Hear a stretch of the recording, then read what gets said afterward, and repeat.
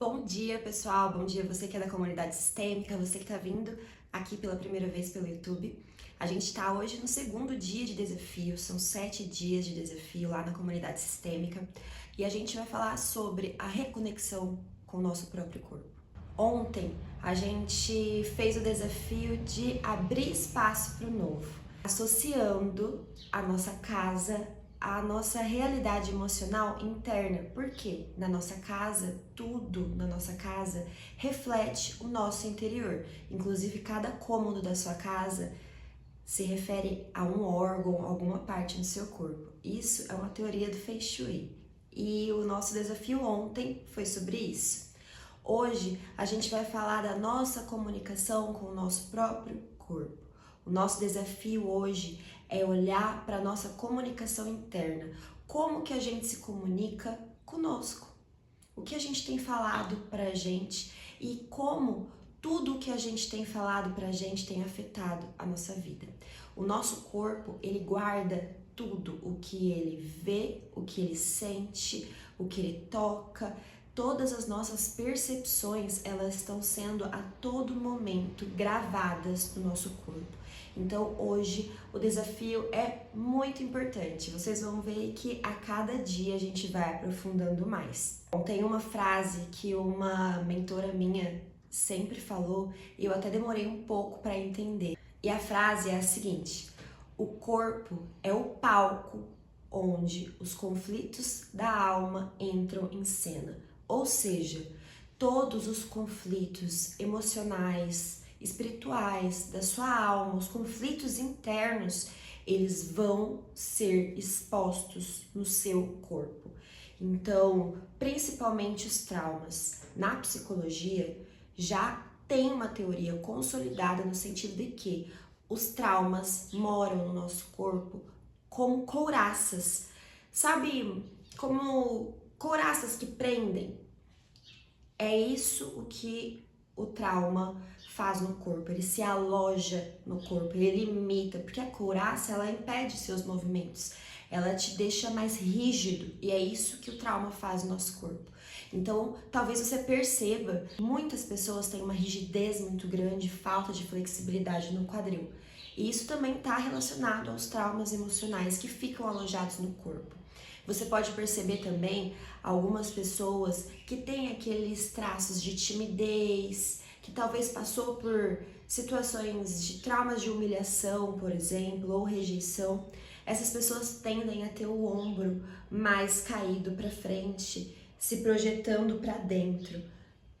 É uma forma que o corpo responde ao trauma. E isso reflete o fato do trauma morar no nosso corpo. O nosso corpo, como eu disse ontem, é a nossa primeira casa.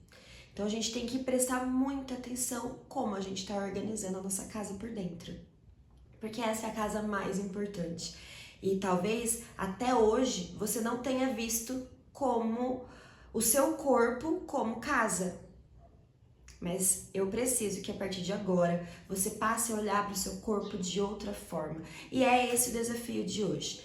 Entender qual é a sua relação com o seu corpo hoje e como você pode mudar essa comunicação com o seu corpo para que você se acolha, integre todas as partes do seu corpo com o seu emocional, com o seu espiritual, que você consiga olhar para você, porque tudo que se manifesta no seu corpo é uma mensagem da sua alma para que você possa estar olhando.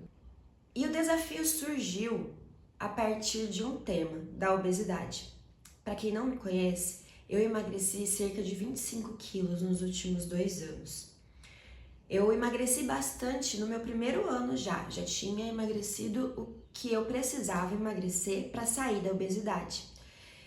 E depois, faz mais um ano que eu tenho treinado, tenho investido em ganhar massa magra, feito exercícios, enfim, tendo uma rotina e um compromisso comigo. Mas não foi sempre assim, como eu disse para vocês, faz 2 anos que eu tô nesse processo de integração com o meu próprio corpo, de cuidado com o meu próprio corpo, de ter hábitos bons para o meu corpo. Isso é muito recente, considerando que eu tenho já 31 anos e faz só 2 anos que eu tô com esses bons hábitos e com uma boa comunicação com o meu corpo. Nem sempre foi assim, eu quero contar um pouco para vocês como foi para você também identificar a sua comunicação com o seu corpo. A gente já sabe que a organização médica no Brasil, no SUS, em todas as instituições médicas conhecidas hoje, que a obesidade é doença. E toda doença reflete algo no nosso corpo. A obesidade, em específico, ela é muito presente em pessoas que possuem o caráter masoquista. A pessoa que desenvolve o caráter masoquista são pessoas que passaram por rejeição, humilhação, sofreram algum tipo de afeto, ou quando criança acreditaram que estavam querendo muito e tiveram ali que naquele momento sanar as próprias necessidades emocionais, ou seja, limitando, controlando as suas necessidades emocionais por alguma indisponibilidade dos pais, indisponibilidade emocional de quem tinha um compromisso de cuidado. E a gente tem que lembrar que quando a gente fala de ferida emocional, não é que de fato tenha ocorrido um abandono, uma rejeição, mas o olhar da criança para as situações é muito diferente do olhar de uma pessoa adulta. É muito mais sensível, então muitas coisas podem ter acontecido na infância. Talvez, na maioria das vezes, não é nada proposital, os pais não agem propositalmente para causar um trauma nas crianças, mas acontece. E quem desenvolve então esse traço de caráter masoquista acaba punindo o próprio corpo. E esse é um fato na obesidade. A busca pelo afeto ou por compensar uma demanda emocional que não está conseguindo ser digerida, o excesso de comida é uma forma de punir o próprio corpo. Pensa que o seu corpo é uma máquina perfeita e ele tem uma quantidade adequada de alimento que ele precisa, de água. Por exemplo, se você toma muita água, você pode morrer. Eu já vi uma menina morrer por ter tomado 10 litros de água em uma competição. As células dela explodiram. O nosso corpo é uma máquina perfeita e uma máquina perfeita, ela tem tudo o que ela precisa na quantidade certa, na marca certa, o produto específico. E você, como uma máquina orgânica, tem uma quantidade de alimento específica, o tipo de alimento ideal para o nosso corpo, alimentos saudáveis, coloridos, folhas, vegetais, menos carne, mais grãos, fibras. Todo mundo sabe que uma alimentação balanceada é remédio para o nosso corpo. Isso é muito ancestral, isso é o senso comum tem essa informação. A nossa alimentação influencia muito a forma como a gente vive, o tempo que a gente vive, a qualidade da nossa vida.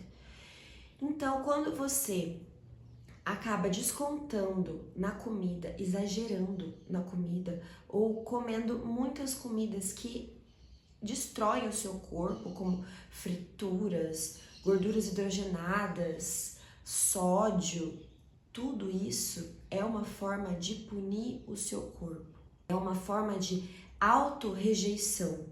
Você pune o seu corpo por não se aceitar, por não querer olhar para alguma situação, não ter inteligência emocional para lidar com algum sentimento ou alguma emoção. E aí você desconta na comida.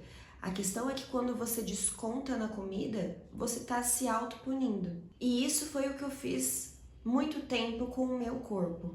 Então, eu trabalhava durante o dia, ia para a faculdade à noite e chegava no final da noite, eu comia exageradamente. Pegava tudo que tinha na geladeira, tudo que tinha que sobrado e eu ficava assistindo TV comendo. Eu lembro, assim, que muitas vezes eu só ia perceber que eu estava muito cheia depois que o prato estava vazio e passava alguma propaganda na TV. Porque eu ficava tão compulsiva que eu não conseguia ver o quanto eu comia. Eu só sabia no final do prato que eu tinha comido muito. E isso é muito pesado para o nosso corpo, sobrecarrega o nosso corpo e adoece o nosso corpo. A obesidade é uma doença. Mas o bom é que apenas pessoas saudáveis adoecem. O nosso corpo, ele é uma máquina tão inteligente, tão incrível, que ele adoece para te livrar da loucura ou da morte. Parece um pouco complexo esse conceito de adoecer para não enlouquecer ou morrer, mas é isso que acontece. O seu corpo revela para você, através da doença, o que é preciso integrar, o que é preciso curar dentro de você para curar aquela ferida. Então, se você vê que você chegou na obesidade por um traço de caráter masoquista, porque você compensava suas emoções na comida, a sua falta de afeto na comida, a sua frustração na comida, você engordou por ter esses traços masoquistas, olha para isso. Como a gente olha para isso? Sendo pessoas mais sensíveis, com mais compaixão conosco, porque às vezes é muito mais fácil ter compaixão com o outro lá fora do que com a gente mesmo.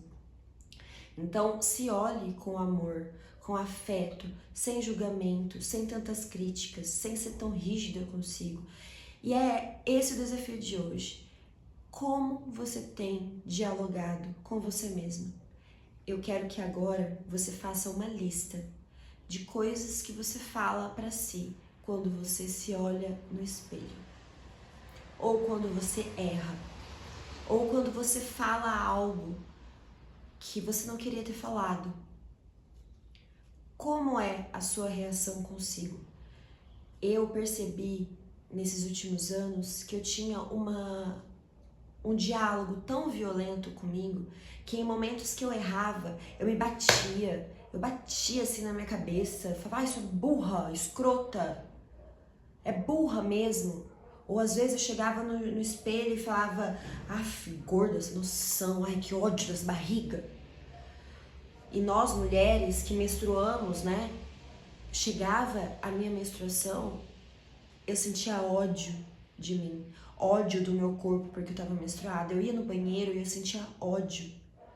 E foram assim longos períodos que eu não conseguia lidar com as minhas cólicas, tanta dor que eu sentia. Eu precisava tomar medicamentos às vezes que me desmaiava para eu não conseguir sentir a dor, porque eu tinha muita cólica. Até que eu vi que toda dor que eu sentia, toda inflamação no meu corpo, nada mais era que a resposta do meu corpo à minha rejeição.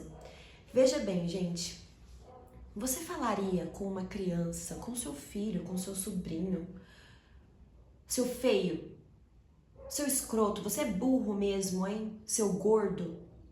Você falaria assim com uma criança?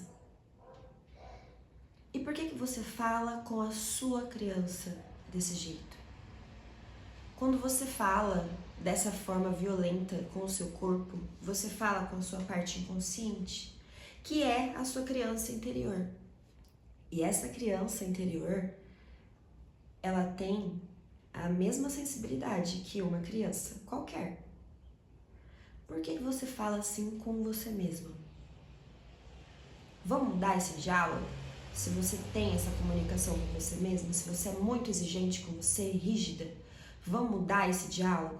Faz essa lista, vê as situações de estresses, de erro, frustração, de se olhar no espelho, anota tudo que você fala para si nessas situações.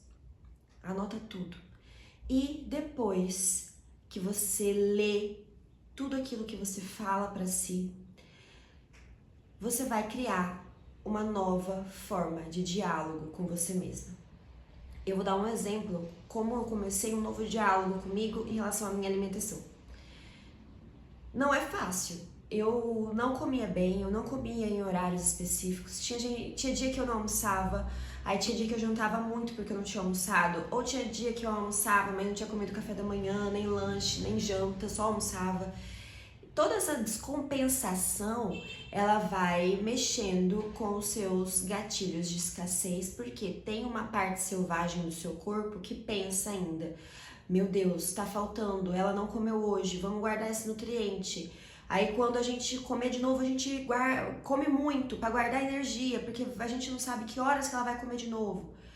Essa parte selvagem do nosso cérebro faz com que a gente crie compulsões, faz com que a gente queira comer mais para estocar energia, porque esse comportamento irregular na alimentação faz com que o nosso corpo acabe reagindo em modo de sobrevivência. Mas enfim, como eu tinha essa rotina totalmente desregular e alimentação não balanceada, totalmente errada, eu comecei a inserir uma alimentação mais limpa. Eu não fiz aquela coisa drástica de vou comer só grãos e folhas. Não, vou comer só carne. Não tinha uma dieta específica. Eu fiz uma reeducação alimentar. Então, comecei a comer arroz, feijão, saladas, comecei a colocar mais legumes, frutas na minha dieta, na minha alimentação diária. E aí, sempre que eu ia comer uma fruta, um legumes, eu rejeitava. Falava, mas o que eu comecei a falar pra mim? Não, a gente vai comer isso porque a gente precisa. É gostoso, você vai ver, é docinho. Ó, essa folha é gostosa. Ó, um tomatinho com sal. Comecei a falar isso pra mim mesma. Às vezes você vai parecer se achar uma ridícula, mas você começa a falar. Eu falava, não, vamos comer agora. Um tomatinho com sal, vai gostosinho. Não, um mamãozinho, colocar uma granolinha, a gente vai comer gostosinho, vamos? Sabe, foi começar esses diálogos com você mesmo. Talvez você até ache que isso é uma viagem, mas você vai treinar esse diálogo positivo com você mesmo. E você vai ver como você vai se sentir cada vez mais motivado, porque agora a voz que antes te punia, te rejeitava, agora vai começar a te apoiar. Não vou falar pra você que essa voz que te puxa para baixo vai desaparecer. Ela sempre vai estar aí, sempre, sempre, sempre. Mas com essa prática de falas positivas com você mesma, de mais afeto, compaixão com o seu processo, vai mudar a forma como você se vê. E, por fim, eu quero que você vá no espelho aí da sua casa. Se você tiver um espelho que dê para você ver seu corpo inteiro, é melhor. Olha para cada ponto do seu corpo, para os seus seios, para a sua barriga, para a sua virilha, para os seus ombros, para os seus braços, para o seu rosto, para os traços do seu rosto. Olhe cada detalhe, seus cabelos, tudo. Olhe até para as próprias mãos.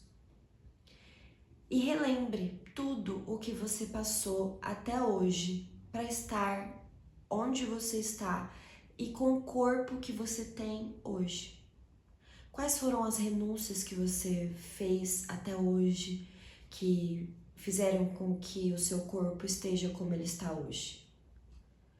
Por quê? Quais são as narrativas que você vai encontrar quando você começar a se responder essas perguntas?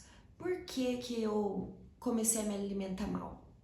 Por que que eu nunca pensei em me alimentar melhor, de colocar uma alimentação melhor no meu lar, para os meus filhos, para minha família?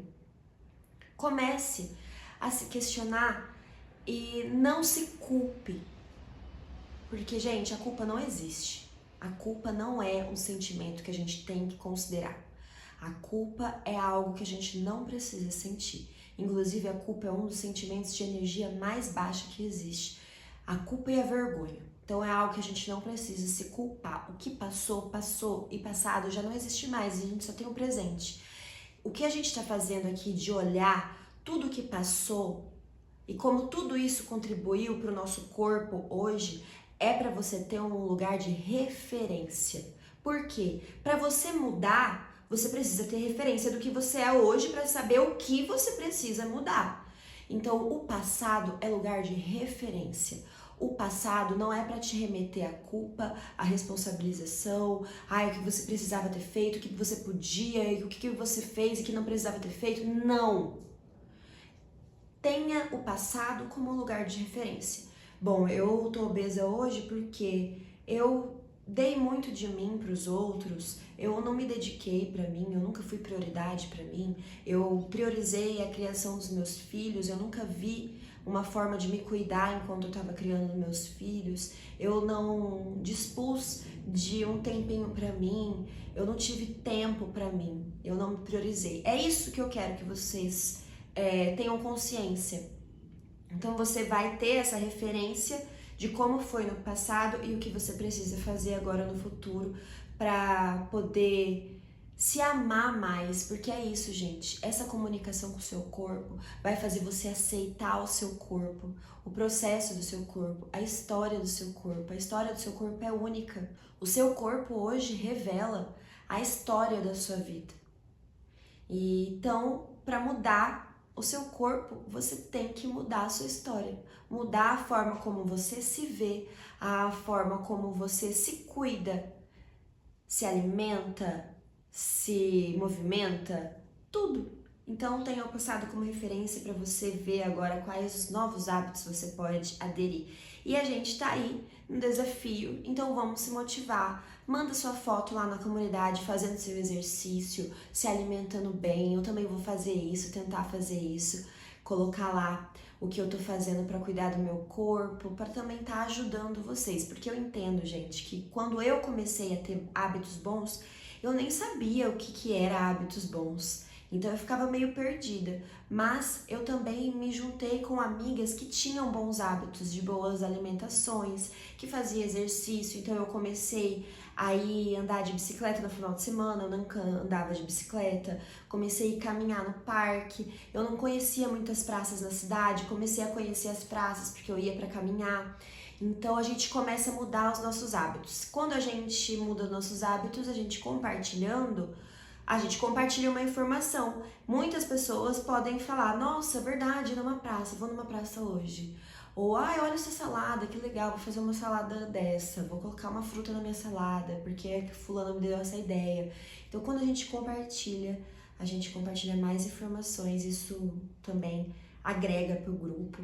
E sem contar que, gente, tudo que a gente faz em grupo reverbera muito mais, tem uma potência muito maior. Então, vamos lá alimentar nossa comunidade. E se você está fazendo o desafio, comenta aqui nos comentários o que você achou desse vídeo, como tem sido a sua comunicação com você mesma. E coloca aqui o que você está pensando em fazer para mudar a sua comunicação com você mesma, que a gente tá junto nessa, hein? Eu também tô sempre melhorando a minha comunicação comigo. A gente sempre vê alguns pontos que a gente acaba sendo muito rígida com a gente, sendo muito exigente. Então eu também tô em um processo para tá sempre melhorando a minha comunicação comigo. Deixa aqui no comentário e participa lá na comunidade, porque eu quero te acompanhar, viu? Beijão!